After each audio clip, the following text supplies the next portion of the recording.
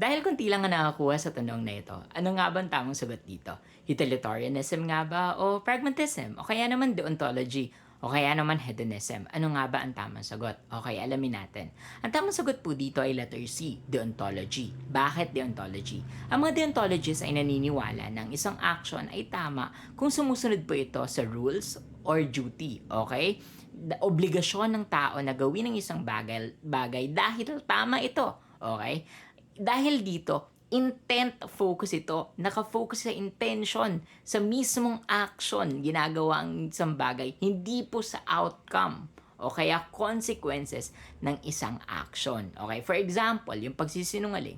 Dahil tama ang pagsasabi ng totoo, hindi ka pwedeng magsinungaling kahit na mayroong positive consequence ito. Okay? Hindi mo pwedeng gawin 'yon. Dahil doon, intention focus. Hindi sa outcome, naka-focus. Kaya ang tamang sagot po dito ay letter C, deontology. Bakit hindi naman utilitarianism?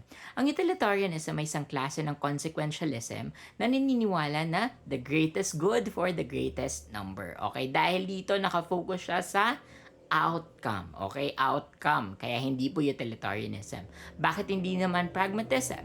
Since ang pragmatism ay nakafocus sa practical results. Okay? Practical results ng isang action. Okay? Ganun yung ina-assess kung tama ang isang action dahil sa practical use or result nito. Kaya, nakafocus din siya sa outcome. Kaya hindi din po pragmatism. Bakit hindi din hedonism?